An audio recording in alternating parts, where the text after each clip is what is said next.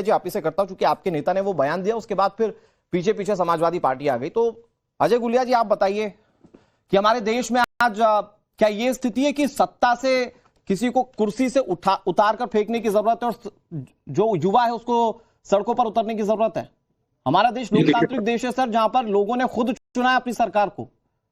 ये देखिए, सबसे पहले तो मैं स्पष्ट कर दूं कि हम लोकतांत्रिक प्रणाली में विश्वास करने वाले लोग हैं।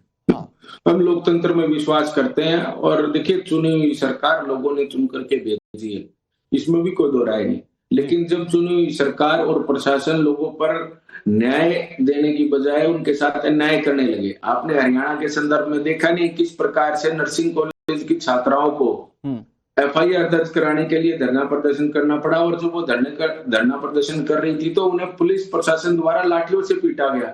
क्या एफआईआर कराना उनका कानूनी अधिकार नहीं था? अगर उनके साथ यौन शोषण हुआ था तो उनका अधिकार था। सरकार की तरफ से सरकार लामबंद हो गई प्रबंधक को बचाने के लिए, पुलिस प्रशासन लामबंद हो गया प्रबंधक को बचाने के लिए, बेटियों को मजबूरन सड़कों पे आना पड़ा, और जब बेटियां सड़कों पे आई तो उनके ऊपर पुलिस प्रशासन द्वारा लाठियां भांजी गई। तो क्या ये लोकतंत्र, तो सिस्टम का लैप्स है ना सर? क्या ये लोकतंत्र है? सिस्टम के लैप्स के लिए आप युवाओं को भड़काएंगे? क्या ये लोकतंत्र है? नहीं, आप सिस्टम की खामियों के लिए युवाओं को भड़काएंगे। आप समझ रहे हैं, आप जिस खामी की बात कर रहे हैं मैं बिल्कुल उसको इंडोर्स करता हूं, और मैं मानता हूं कि अगर इस तरह की खामी है तो सरकार से सवाल भी पूछा जाए और उस पर कार्रवाई की मांग भी की जाए। लेकिन आप युवाओं को सड़कों पर लाकर देश में दंगा करवाएंगे क्या ये बोलकर? आके प्रदर्शन नहीं करती, लोग उनके साथ लामबंद नहीं होते तो क्या एफआईआर होती? क्या ये लोकतंत्र है? लोकतंत्र में तो एफआईआर हो जानी चाहिए थी। ये जांच का विषय था कि कह रहा हूं कि ये अगर सिस्टम के लैप्स को या सिस्टम के लूपहोल्स को लेकर अगर आप ये कहेंगे देश के युवाओं को कि आप सड़कों पर उतरकर सत्ता से हटा दीजिए, कुर्सी से हटा दीजिए, तो क्या ये दंगे भड़काने जैसा नहीं है? नहीं, इसमें दंगे भड़काने की क्या बात है मेरे भाई? हम हिंद देश की सरकार ने उन बेटियों के साथ दमनकारी नीति अपना करके प्रबंधक के साथ खड़ी दिखाई दी, बेटियों के खिलाफ खड़ी दिखाई दी, न्याय के खिलाफ खड़ी दिखाई दी। और मैं तो धन्यवाद दूंगा हरियाणा प्रदेश के बहादुर लोगों को जो लामबंद हुए। सर मैं फिर कह रहा हूं आपको, जो सिस्टम के लूपहोल्स हैं और जो सिस्टम की समस्या है उसके खिलाफ तो हम भी खड़े हैं। इंदौर वाली खबर टाइम्स ऑफ नवभारत पर सबसे पहले आप देखिए, सबसे पुरजोर तरीके से आवाज उठाने वाले हम लोग हैं। तो आप सिस्टम के लूपहोल्स को, मुझे पता है कि आप अभय चौटाला के बयान को हो सकता है कि डिपेंड ना कर पाए, इसीलिए आप गोल गोल जलेबियां बना रहे हैं। देश की जनता समझती है सर, हरियाणा के एक मुद्दे पर ईरान, नेपाल, श्रीलंका, बांग्लादेश, इसका क्या काम है देश की जनता समझती है सर। आप हो सकता है कि बिल्कुल समझते हो, देश की जनता है नहीं। पूजा मिश्रा जी, राजीव जेटली जी मैं आ रहा हूं, पूजा मिश्रा जी, भाई जेजेपी के प्रवक्ता यहां बैठकर अपने नेता को बहुत छोटे कैनवास पर रख रहे हैं। वो कह रहे हैं वो तो एक छोटी सी घटना को लेकर उन्होंने कहा था, छोटी सी घटना, लेकिन आपके नेता ने लपक लिया। आपके नेता कह रहे हैं नहीं होना चाहिए जो नेपाल में हुआ, आपके नेता कह रहे हैं वो होना चाहिए जो बांग्लादेश में हुआ। बांग्लादेश और नेपाल की तुलना भारत से अभी आपने उनका बयान सुनाया और मुझे लगता है कि अब दोबारा सुन लीजिए उनका बयान। अगर आप ये कह रहे हैं कि उन्होंने कहा कि जो बांग्लादेश में वो होना चाहिए, जो है नेपाल में वो होना चाहिए, उन्होंने नहीं कहा। अच्छा, उन्होंने कहा देश के जो भारत देश के युवा हैं उनको भी, जो दमनकारी सरकार है, जिम्मेदारी लेते हुए उनको भी सड़क पर आकर के प्रदर्शन करना चाहिए। उन्होंने नहीं कहा कि दंगा करना चाहिए।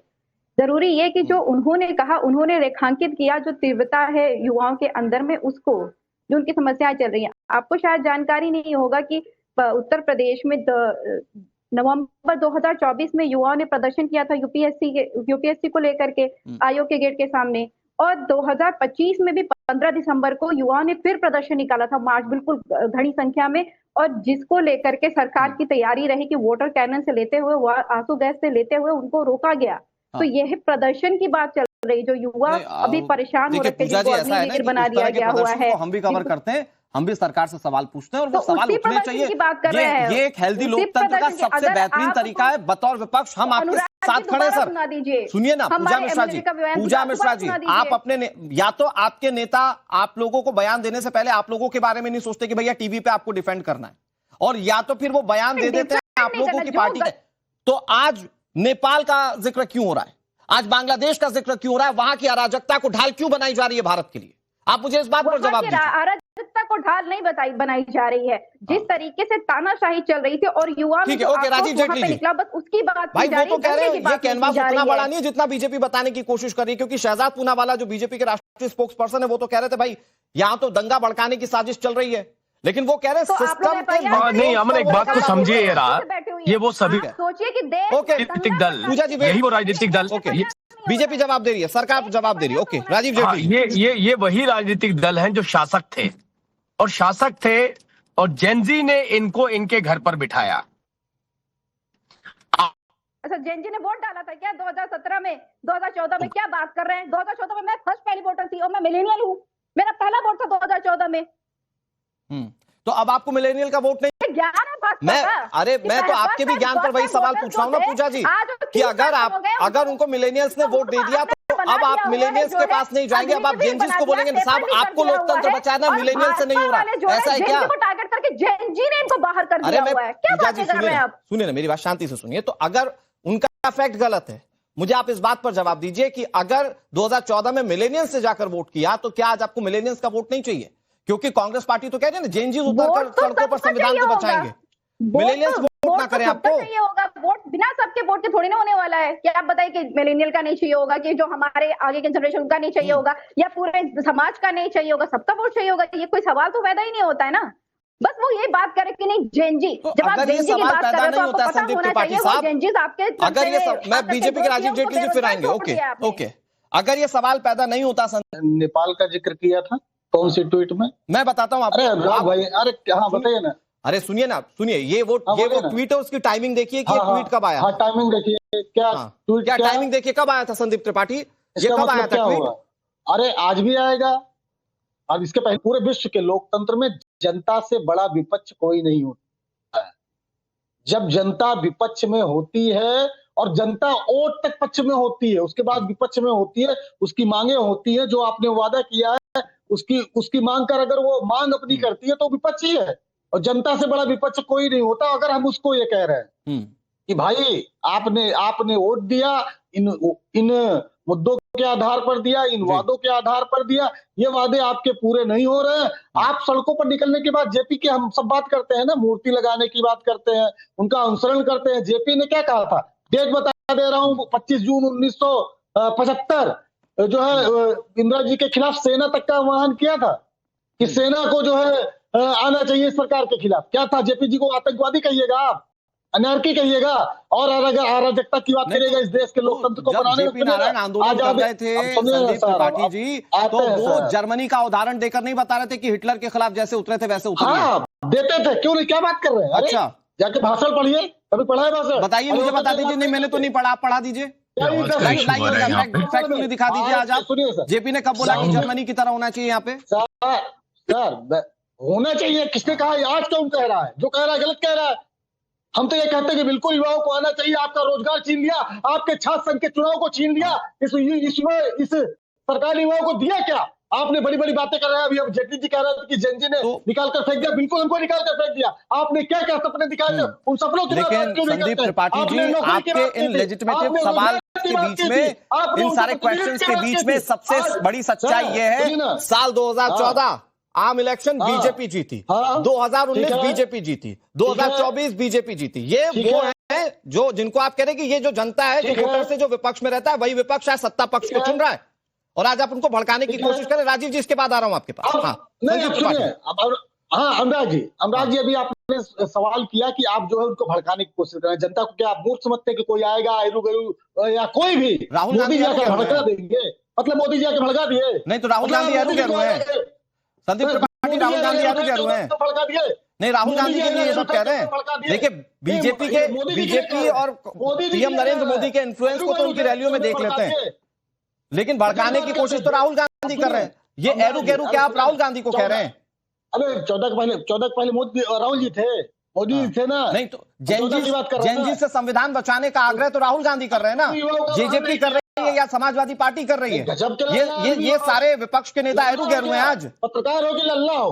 अरे मैं ये कह रहा हूँ, आपकी भाषाई मर्यादा बताती है कि आप कितने गुण नेता हैं, आपके पास ज्ञान कितना है। एरू गैरू बोलकर खुद फंस गए। अब बताइए ना भाई, आज संविधान बचाने की दुहाई कौन लगा रहा है? हम लगा रहे हैं। हाँ, तो फिर संविधान बचाने की दुहाई आप लगा रहे हैं, और अपने नेताओं की गई टिप्पणी पर एरू गैरू कह रहे हैं कि एरू गैरू भड़का नहीं सकते लोगों को। गजब, भड़काने की बात कहां से आई भाई? हम तो कह रहे हैं हम भड़का ही नहीं रहे भाई। हम तो वास्तविकता संदीप रख रहे त्रिपाठी जी, हैं। कितने गढ़ू हैं आप। उत्तर प्रदेश की तरफ एक शब्द बोला जाता है, कितने गढ़ू, कितने वजनदार वक्ता हैं आप। आपकी इस बात से समझ में आ रहा है कि आप अपनी बात को डिफेंड नहीं कर पा रहे, बोलते बोलते आपकी जुबान लड़खड़ा जा रही है, अपने ही नेताओं को कह दे रहे हैं आप। ओके ठीक है संदीप जी, मैं आ रहा हूं आपके। राजीव जेटली जी जुड़ गए हमारे साथ। राजीव जेटली जी, थोड़ा सा इन लोगों के हिसाब से ये सिस्टम के लूपहोल्स पर सवाल उठा रहे हैं, भड़काने नहीं लोगों को, या जेनजीज को, या युवाओं को। मैं अमन एक छोटी सी बात बोल रहा था उस वक्त पे पहले कि ये सभी लोग शासक रहे हैं, और ये सभी लोग शासक रहे हैं, जेनजी ने ही इनको हराया, लगभग दशकों से बाहर बैठे हैं। अब ये सोचिए, अगर हमारे देश के अंदर ये लोकतांत्रिक व्यवस्था ना होती, इसकी खूबसूरती ये है कि इनको जेनजी ने हराया, जेनजी ने घर बिठाया, बावजूद उसके मंच पे खड़े होकर ये कह रहे हैं कि बांग्लादेश और पाकिस्तान जैसे नेपाल जैसे हालात भारत के अंदर हो जाने चाहिए। अगर ऐसे हालात होते तो ये लोग मंच पर खड़े होकर बोल नहीं सकते थे। जेनजी नीचे खींच लेती, जेनजी नीचे भगाती, जेनजी नीचे दौड़ाती। अरे भाई, विपक्ष में बैठ करके, क्योंकि विपक्ष आपको जेनजी ने घर पे बिठाया, जेनजी को आपकी गुंडागर्दी नहीं चाहिए थी, जेनजी को आपका भ्रष्टाचार नहीं चाहिए था, जेनजी को मालूम था कि ये देश किसके हाथों में सुरक्षित हो सकता है। तो जेनजी ने तो अपना फर्ज निभाया लोकतांत्रिक व्यवस्था के तहत। अब आप कह रहे हैं कि वैसा फर्ज निभाए जैसा पाकिस्तान बांग्लादेश में निभाया गया। अगर पाकिस्तान और बांग्लादेश जैसे हालात भारत में होते तो आप लोग तो कहीं सड़कों पर चलने लायक नहीं थे, क्योंकि आपके प्रति तो गुस्सा है देश की जनता के मन में, आपकी गुंडागर्दी के प्रति, आपके भ्रष्टाचार के प्रति, आपके परिवारवाद के प्रति, आपके सभी जितने कुकर्म रहे हैं उनके प्रति जेनजी ने अपना रिजल्ट दिया। मैं ये कह रहा हूं मैंडेट के माध्यम से। नहीं ओके, लेकिन राजीव जेटली सर, मैं आपके पास आऊं, एक सेकंड। संदीप भाई, एक दरख्वास्त है आपसे, दूसरे भी विपक्ष के नेता बैठे हुए, थोड़ा सा अब आप ठंडा पानी पी के थोड़ा सा आप सुन लीजिए, फिर जवाब दीजिएगा। एनर्जी रिस्टोर होगी सर, ये हमारी बायोलॉजिकल कंडीशन भी होती है, थोड़ा चुप बैठेंगे तो एनर्जी रिस्टोर होगी, तो थोड़ा तर्कों के साथ बता पाएंगे। अरविंद सर, आ रहा हूं आपके पास, लेकिन राजीव जेटली सर, मुझे लगता है आपको जेजेपी, समाजवादी पार्टी और कांग्रेस तीनों को जवाब देना है। जब वो ये कहते हैं कि देश के इंटरनल हालातों पर भी क्या विपक्ष नहीं बोलेगा क्या? वो कह रहे हैं कि हम जितनी भी बातें कह रहे हैं, चाहे वो किसी भी फॉर्म में कह रहे हैं, ये दंगा भड़काने की कोशिश नहीं है, व्यवस्थाओं को ठीक करने की कोशिश है। राजीव जेटली, नहीं, व्यवस्थाएं लोकतांत्रिक व्यवस्था के तहत ठीक होती हैं। हमारे पास न्यायिक अधिकार है, हमारे पास कानूनी अधिकार है, हमारे देश के संविधान ने हमें हर तरीके का अधिकार दिया है। अरे भाई, भारतीय